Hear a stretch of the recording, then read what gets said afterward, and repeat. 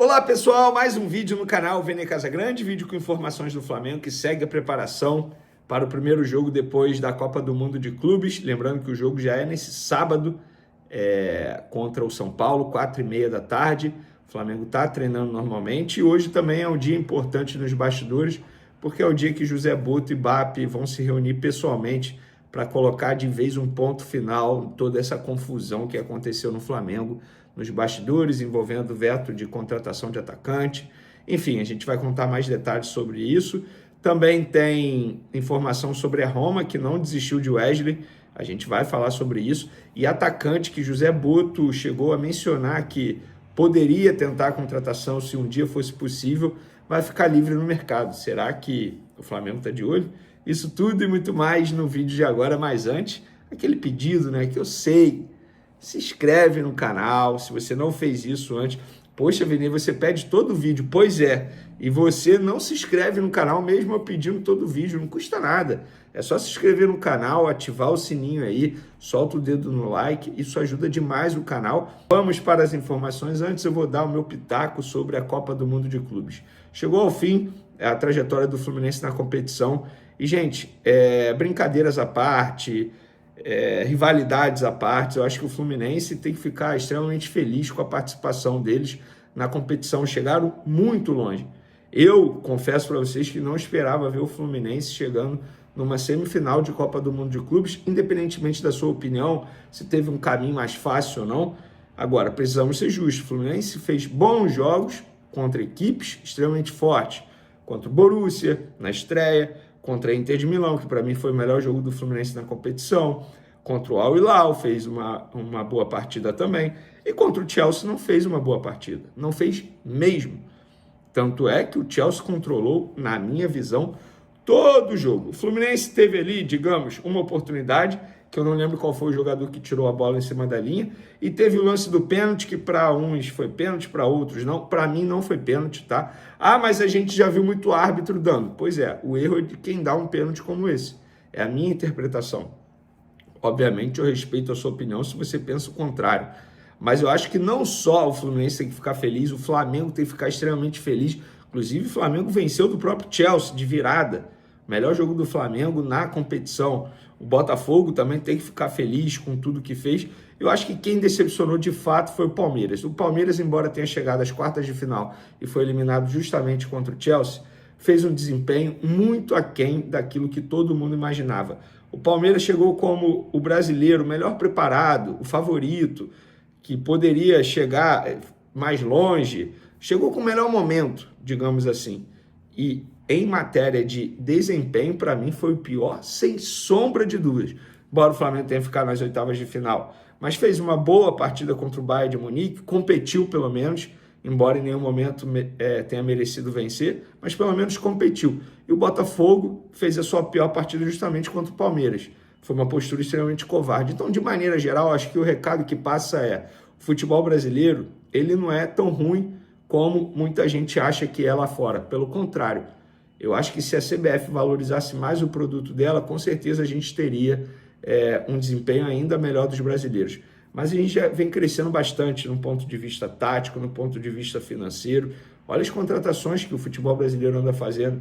Claro, tem alguns clubes que contratam sem ter como pagar, mas sem sombra de dúvidas o futebol brasileiro vem evoluindo bastante e pode evoluir muito mais. Eu acho que essa Copa do Mundo de Clubes veio para ficar. Uma competição que, na minha concepção, assim, não tem como não gostar dessa competição. Só não gosto dessa competição quem não está participando.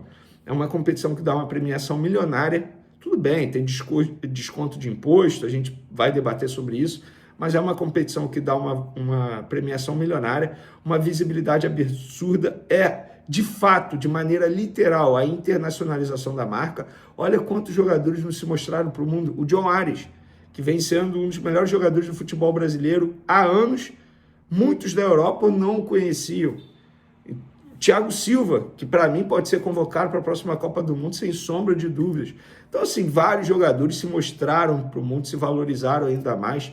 Acho que a marca dos clubes também ficou ainda mais valorizada. Com certeza agora o mundo conhece muito mais esses 4 clubes que participaram dessa competição. Então, isso é um resumo do que eu penso. E eu acho que vai ser o Real Madrid campeão. Sempre achei isso, antes mesmo da competição começar, mesmo mudança de comando, mas o Real Madrid é o maior clube do mundo e vem sendo cobrado pela imprensa e pela torcida local por título. Então acho que, estou gravando esse vídeo terça-feira à noite, pós-eliminação do Fluminense. O Real encara o PSG, vamos ver o que vai dar. Então, mas eu acho que vai ser o Real campeão aí. Beleza? Agora vamos para as informações. A imprensa italiana noticiou que a Juventus avalia propor rescisão ao atacante sérvio Vlahovic. Tá? A ideia do clube italiano é oferecer acordo ao jogador para deixá-lo livre no mercado. Para quem não sabe, esse atacante, o Vlahovic, é aquele atacante que foi mencionado por José Butto em uma entrevista ao Gazzetta dello Sport, também da Itália, quando ele foi questionado, pô, fala aí um jogador da Juventus que se você pudesse, você contrataria. Ele falou justamente o nome desse centroavante sérvio, Vlahovic, que é o centroavante que, entre aspas, deixou o Pedro no banco de reservas lá na Fiorentina e fez com que Pedro retornasse ao futebol brasileiro justamente para jogar pelo Flamengo, porque na época ele não está tendo oportunidade. Então, fica essa curiosidade. A informação que eu tenho, que, enfim, o José Botto gosta do nome, mas não tem nenhuma negociação em andamento, até porque tem o Pedro ainda hoje no Flamengo, né, gente? Então, espero que o Flamengo não negocie o Pedro, vendo o Pedro nessa janela de transferência ou até mesmo na próxima. E por falar em imprensa italiana, a imprensa italiana noticiou que a Roma não desistiu de Wesley e pensa propor uma proposta ao Flamengo de mais de 25 milhões de euros. A informação que eu tenho é a mesma de sempre. A Roma vem conversando com os empresários do atleta há muito tempo. A última proposta que eles não realizaram, eles cogitaram, conversaram com o Flamengo, acenaram com a possibilidade de pagar 18 milhões de euros em Wesley para ver se o Flamengo aceitaria. O Flamengo avisou, nem manda a proposta, nós não vamos aceitar, nós queremos 30 milhões de euros. Eu acho que se chegar a 25 milhões de euros, o Flamengo, balança para vender, hein? Vai por mim, 30 milhões de euros, eu acho que não vai chegar. Tomara que eu esteja errado, tomara que chegue e se for para vender, que venda por 30 milhões de euros. Mas, enfim, é o que eu penso. Vamos ver, até porque o jogador até foi bem nas partidas da Copa do Mundo de Clubes, mas mostrou ali muitos pontos a evoluir ainda. Pontos esses que o mercado europeu leva muito em consideração. Inclusive, mais uma informação, teve gente soltando aqui na imprensa brasileira que o Botafogo está negociando com o Firmino. E muitos torcedores do Flamengo me perguntaram para saber se era verdade, porque ainda sonham com o Firmino no Flamengo. Não tem nada, é mentira, palavras de um dirigente do Botafogo. Então, só trazendo a informação, aproveitando que aqui é informação ao vivo para vocês. E por falar em informação, também tem a informação que o José Botto e BAP vão se reunir nessa quarta-feira, pessoalmente, para conversar sobre todos os fatos que ocorreram nas últimas horas envolvendo os bastidores do Flamengo, veto do BAP na contratação do atacante Mickey Johnston, enfim, e aí eles vão conversar para, de fato, pôr um ponto final nessa história. Eu repito o que eu falei no último vídeo, BAP não pensa na demissão do Botto, o Botto só sai do Flamengo se ele pedir para sair, se ele quiser sair.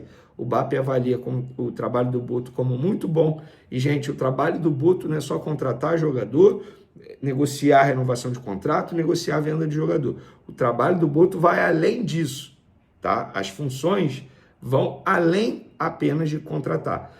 Mas ele não se dá muito bem com o elenco. Beleza. Num passado recente tinha um diretor do Flamengo que se dava bem com todo o elenco e nas resenhas os jogadores apelidavam esse diretor, rolavam umas brincadeirinhas. Então assim, gente, na boa, ou vocês cobram profissionalismo, ou beleza, o cara vai ser amigo de todo mundo, toma um negocinho com o jogador na folga, no churrasco. Não, isso aí é uma relação profissional. E o José Botto, gente, ele vem de uma cultura totalmente diferente. Cultura europeia é nesse nível.